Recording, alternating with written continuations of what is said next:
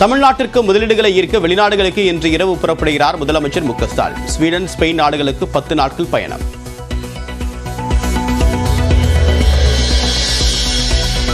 தமிழ்நாட்டில் பாஜக பூஜ்ஜியம் என்பதால் கவலைப்பட தேவையில்லை என்று விடுதலை சிறுத்தைகள் கட்சி மாநாட்டில் மு க ஸ்டாலின் பேச்சு. மத்தியில் யார் ஆட்சியில் இருக்க வேண்டும் என்பதை இந்தியா கூட்டணி தலைவர்கள் உணர வேண்டும் என்றும் வலியுறுத்தல். தமிழ்நாட்டில் பாஜக என்பது பூஜ்ஜியம். அதனால தமிழ்நாட்டில் பாஜக பத்தி கவலைப்பட வேண்டிய அவசியம் இல்லை. தமிழ்நாட்டில்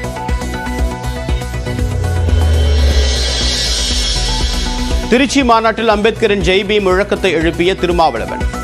ராமர் பக்தியை எதிர்க்கவில்லை, ராமர் அரசியலையே எதிர்ப்பதாகவும் விளக்கம். ஜெய் ஸ்ரீராம் என்று சொல்லுகிறார்கள். அதற்கு என்ன பொருள் என்றால் ராமருக்கே வெற்றி, அதாவது பொருள் ராமர் தான் வெற்றி பெறுவார். அதற்கு மாற்றாகத்தான் நாம் இங்கே ஜெய் பீம் என்று இந்தியா முழுவதும் உணர்வுகிறோம். இந்தியா கூட்டணியின் தேர்தல் அறிக்கையில் ஆளுநர் பதவியை ஒழிப்போம் என்ற வாக்குறுதி இடம்பெற வேண்டும். விடுதலை சிறுத்தைகள் கட்சி மாநாட்டில் தீர்மானம் நிறைவேற்றம். டெல்லியில் கோலாகலமாக நடைபெற்ற 75வது குடியரசு தின விழா. மகளிர் சக்தியை வெளிப்படுத்தும் வகையில் அணிவகுப்பு மற்றும் சாகசங்கள்.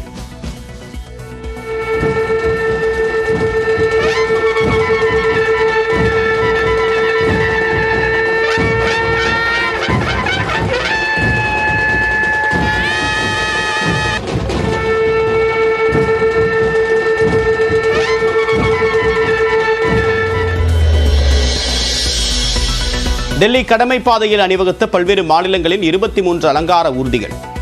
தமிழ்நாடு ஊர்தியில் இடம்பெற்ற உத்தரமேரூர் கல்வெட்டு, மாநில அரசின் முத்திரை திட்டங்கள்.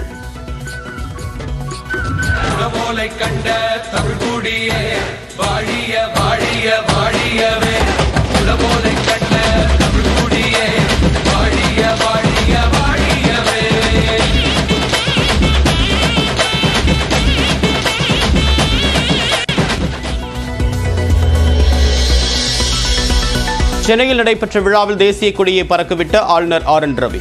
பள்ளிக்கு நிலத்தை வழங்கிய ஆயி அம்மாள் உள்ளிட்டோருக்கு விருதுகளை வழங்கி கௌரவித்த முதலமைச்சர் மு க ஸ்டாலின்.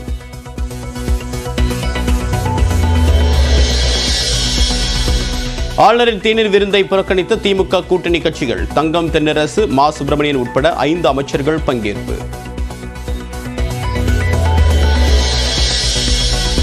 இளையராஜாவின் மகள் பவதாரணி உடலுக்கு அமைச்சர் உதயநிதி ஸ்டாலின் அஞ்சலி. சென்னையில் திரை உலகினர், அரசியல் தலைவர்கள், பொதுமக்கள் என்று பலரும் கண்ணீர் மல்க மரியாதை.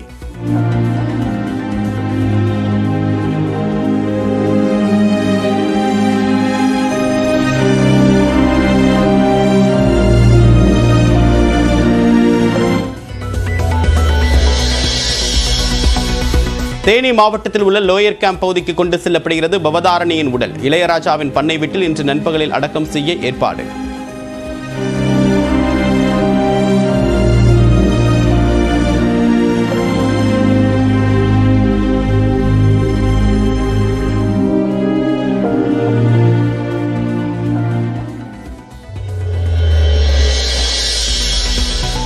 அதிமுக தேர்தல் அறிக்கை தயாரிக்கக்கூடிய குழு வரக்கூடிய 5 முதல் 10ஆம் தேதி வரை சுற்றுப்பயணம். தமிழ்நாட்டின் அனைத்து மாவட்டங்களுக்கும் சென்று மக்களின் கருத்துக்கள் கேட்கப்படும் என்று அறிவிப்பு.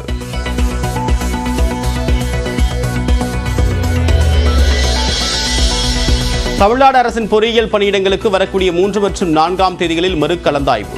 ஏற்கனவே நடத்தப்பட்ட கலந்தாய்வு உயர்நீதிமன்றம் ரத்து செய்த நிலையில் டிஎன்பிஎஸ்சி அறிவிப்பு.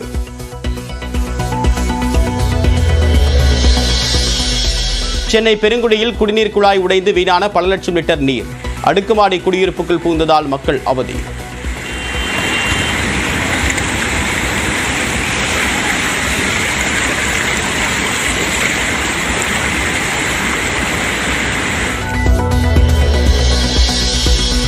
தேசிய ஜனநாயக கூட்டணியில் பீகார் முதலமைச்சர் நிதிஷ்குமார் இணை உள்ளதாக வெளியாகும் செய்திகளால் பரபரப்பு. இந்தியா கூட்டணியிலேயே தாங்கள் இருப்பதாக ஐக்கிய ஜனதா தள மாநில தலைவர் விளக்கம்.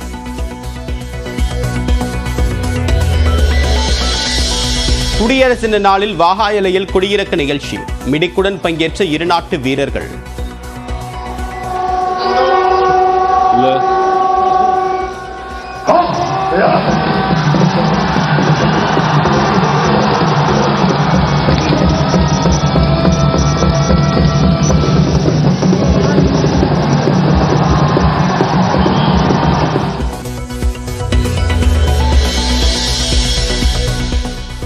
காசாவில் இனப்படுகொலையை தடுக்க அனைத்து நடவடிக்கைகளையும் எடுக்க வேண்டும். இஸ்ரேலுக்கு சர்வதேச நீதிமன்றம் உத்தரவு. தமிழ்நாட்டிற்கு முதலீடுகளை ஈர்ப்பதற்காக முதலமைச்சர் மு.க.ஸ்டாலின் இன்று வெளிநாடுகளுக்கு புறப்படுகிறார்.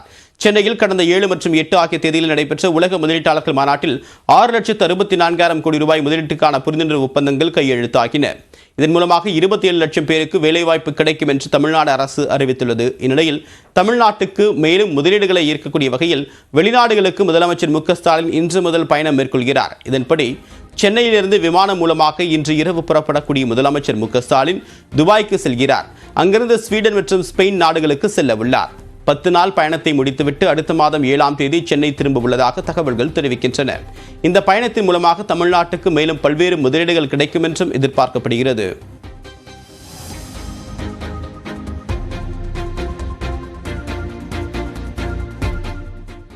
தமிழ்நாட்டில் பாஜக பூஜ்ஜியம் என்றும் அதனால் பாஜகவை பற்றி கவலைப்பட தேவையில்லை என்றும் விடுதலை சிறுத்தைகள் கட்சி மாநாட்டில் முதலமைச்சர் மு.க.ஸ்டாலின் விமர்சனம் செய்துள்ளார். பறக்குது பாரு சிறுத்தை கொடி, அது பாமர மக்களின் புரட்சி கொடி. வெல்லும் சரணாயகம் என்ற தலைப்பில் திருச்சி மாவட்டம் சிறுகனூரில் விடுதலை சிறுத்தைகள் கட்சியின் மாநாடு நடைபெற்றது.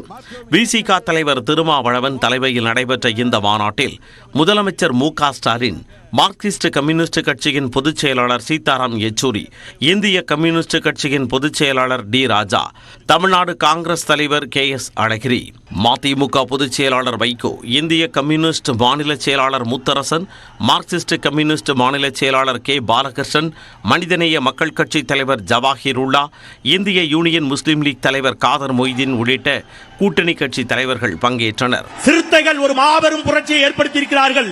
இந்த வெளிச்சம் திருச்சியில் மட்டுமல்ல, தமிழ்நாட்டுக்கு மட்டுமல்ல, இந்தியா முழுமைக்கும் இந்த வெளிச்சம் பரவட்டும். இந்த மாநாட்டின் தீர்மானங்களை திருமாவளவன் முன்மொழிந்தார். நாட்டின் 2வது தலைநகராக சென்னையை அறிவிக்க வேண்டும், சாதிவாரி கணக்கெடுப்பு நடத்த வேண்டும், ஒரே நாடு ஒரே தேர்தல் திட்டத்தை கைவிட வேண்டும், ஆளுநர் பதவியை ஒழிக்க வேண்டும் என்பன உள்ளிட்ட 33 தீர்மானங்கள் நிறைவேற்றப்பட்டன. மக்களால் தேர்ந்தெடுக்கப்பட்ட மாநில அரசுகளுக்கு தொல்லை தருவதற்கும், தமக்கு பிடிக்காத கட்சிகளை உடைப்பதற்கும், மாநிலத்தின் நிலையற்ற தன்மையை உருவாக்குவதற்கும் ஒன்றிய அரசால் ஆளுநர் RN ரவி போன்றவர்கள் பயன்படுத்தப்படுகிறார்கள். மாநில அரசுகள் இயற்றுகிற சட்டங்களுக்கு ஒப்புதல் அளிக்காமல் மக்களால் தேர்ந்தெடுக்கப்பட்ட அரசை முடக்குகிற வேளையில் ஆளுநர்கள் ஈடுபடுவதை பார்க்கிறோம். இந்தியா கூட்டணி ஆட்சி அமைத்ததும் ஆளுநர் பதவி ஒழிக்கப்படும் என்ற வாக்குறுதியை தேர்தல் வாக்குறுதியாக வழங்க வேண்டும் என்று இந்தியா கூட்டணியை இம்மாநாடு கேட்டுக்கொள்கிறது. மேலும் அமைச்சரவையில் SC/ST பிரிவினருக்கு இடஒதுக்கீடு வழங்க வேண்டும், அமெரிக்காவை போல விகிதாச்சார அடிப்படையில் இந்தியாவில் தேர்தல் நடத்த வேண்டும் என்பன போன்ற தீர்மானங்களும் நிறைவேற்றப்பட்டன. நடைமுறைப்படுத்த வேண்டும் என்றும் இந்த மாநாடு வலியுறுத்துகிறது. மாநாட்டில் பேசிய முதலமைச்சர் மு.க.ஸ்டாலின், மத்தியில் உள்ள சர்வாதிகார பாஜக அரசை தூக்கி எறிய வேண்டும் எனவும், தமிழ்நாட்டில் பாஜகவை பற்றி கவலைப்பட தேவையில்லை எனவும் குறிப்பிட்டார். தமிழ்நாட்டில் பாஜக என்பது பூஜ்ஜியம். அதனால தமிழ்நாட்டில் பாஜக பத்தி கவலைப்பட வேண்டிய அவசியம் இல்லை. தமிழ்நாட்டில் மட்டும் பாஜக வீழ்த்தினா போதாது, அகில இந்தியா முழுக்க பாஜகவை வீழ்த்தணும். அதுக்கான அடித்தளம் தான் இந்தியா கூட்டணி. எனினும் இந்திய அளவில் பாஜகவுக்கு எதிரான வாக்குகள் சிதறக்கூடாது எனவும், மத்தியில் யார் ஆட்சியில் இருக்க வேண்டும் என்பதை அகில இந்திய தலைவர்கள் உணர வேண்டும் என இந்தியா கூட்டணி தலைவர்களுக்கு மு.க.ஸ்டாலின் அறிவுறுத்தியுள்ளார். இதையடுத்து பேசிய தமிழ்நாடு காங்கிரஸ் கமிட்டி தலைவர் KS அழகிரி, மதத்தின் பெயரால், கடவுளின் பெயரால் பொய்யை கட்டமைக்க முயற்சி நடப்பதாக சாடினார். இந்து ராஜ்யத்தை அமைக்க துடிப்பவர்களுக்கு எதிராக போராட வேண்டுமென மதிமுக பொதுச் செயலாளர் வைகோவும், எதிர்காலத்திலும் தொடர்ந்து இணைந்து பணியாற்ற வேண்டுமென மார்க்சிஸ்ட் கம்யூனிஸ்ட் கட்சி மாநில செயலாளர் K. பாலகிருஷ்ணனும் மாநாட்டில் வலியுறுத்தினர். பாராட்டுக்களை, வாழ்த்துக்களை நான் தெரிவித்துக் கொள்ள விரும்புகிறேன். திருச்சி மாநாட்டில் ஜெய்பி முழக்கத்தை எழுப்பிய திருமாவளவன், ராமர் பக்தியை எதிர்க்கவில்லை, ராமர் அரசியலையை எதிர்க்கிறோம் என்று தெரிவித்தார். திருச்சி சிறுகனூரில் நடைபெற்ற விடுதலை சிறுத்தைகள் மாநாட்டில் நன்றியுரை ஆற்றியவர் SC, ST, OBC மற்றும் சிறுபான்மையினரை ஒருங்கிணைக்கக்கூடிய இயக்கம் விடுதலை சிறுத்தைகள் கட்சி என்று கூறினார். தங்களுக்கு ராமர் ஒன்றும் புதிதல்ல என்று கூறியவர் தன்னுடைய தந்தை பெயரும் ராமசாமி, தந்தை பெரியார் பெயரும் ராமசாமி என்று குறிப்பிட்டார். ராமரை மையப்படுத்தி அரசியலை எதிர்ப்பதாக கூறிய திருமாவளவன் ஜெய் ஸ்ரீராமுக்கு போட்டியாக ஜெய்பி முழக்கத்தை எழுப்புவோம் என்றும் தெரிவித்தார்.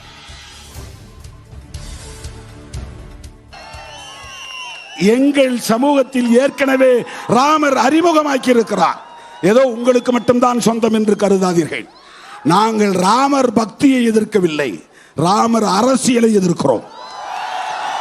ராமரை பயன்படுத்தி அரசியல் ஆதாயம் தேடும் சனாதன கும்பலின் சதி அரசியலை எதிர்க்கிறோம். அவர்கள் ஜெய் ஸ்ரீராம் என்று சொல்லுகிறார்கள்.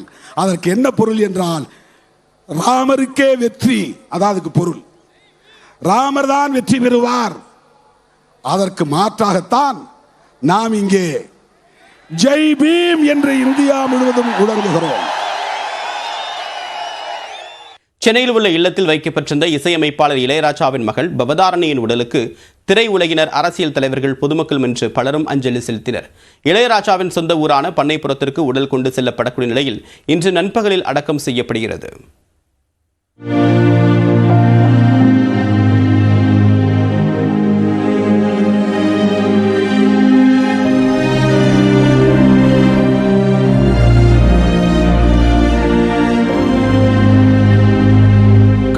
புற்றுநோய் காரணமாக இலங்கையில் உள்ள மருத்துவமனையில் சிகிச்சை பெற்று வந்த பவதாரணி நேற்று முன்தின மாலை உயிரிழந்தார்.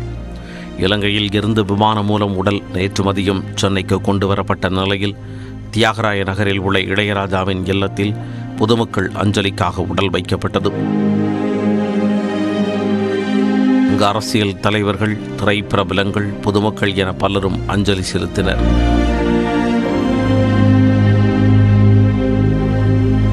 பவதாரணி உடலுக்கு அமைச்சர் உதயநிதி ஸ்டாலின் மலர் மாலை வைத்து அஞ்சலி செலுத்தினார்.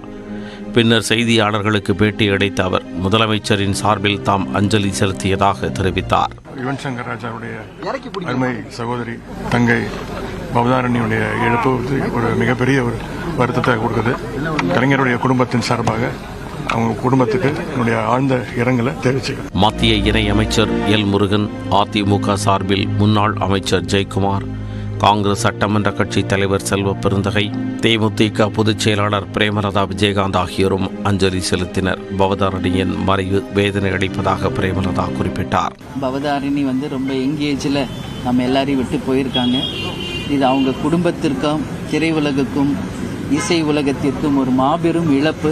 இயக்குநர்கள் பாக்கியராஜ், RB உதயகுமார், மோகன் ராஜா, நடிகர்கள் ஜீவா, ராமராஜன், இயக்குநர்கள் வெற்றிமாறன், மிஷ்கின், நடிகர் விஜயின் தாயார் ஷோபா ஆகியோரும் நேரில் அஞ்சலி செலுத்தினர்.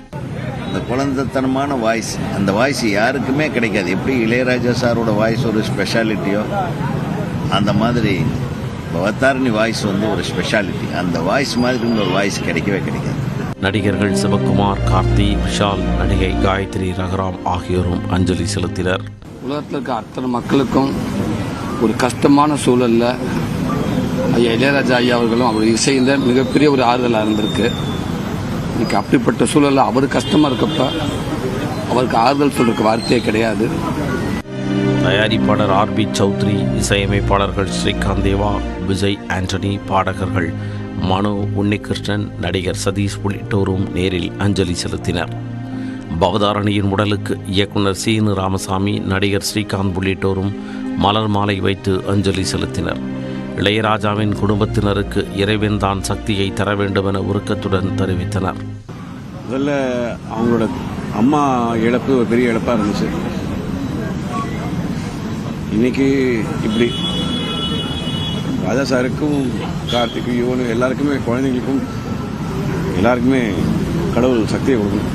ஆனால் இவ்வளோ வலியை வச்சுக்கிட்டு காட்டிக்காமல் இருந்திருக்காங்க. சமீபத்தில் சந்திக்கும் போது கூட எதுவுமே காட்டிக்கல, சிரிச்சு தான் பேசியிருக்காங்க.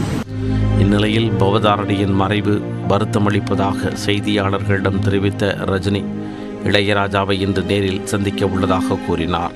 ரொம்ப வருத்தமா இருக்காங்க. பல்வேறு தரப்பினரின் அஞ்சலிக்கு பிறகு பவதாரணியின் உடல் சென்னையில் இருந்து தேனி மாவட்டம் கூடலூர் அருகே உள்ள லோயர் கேம்ப் பகுதிக்கு நேற்றிரவு 10 மணி அளவில் புறப்பட்டது. முல்லை பெரியாற்றங்கரையில் உள்ள இளையராஜாவின் பண்ணை வீட்டில் இளையராஜாவின் தாய், சின்னத்தாய், மனைவி ஜீவா ஆகியோர்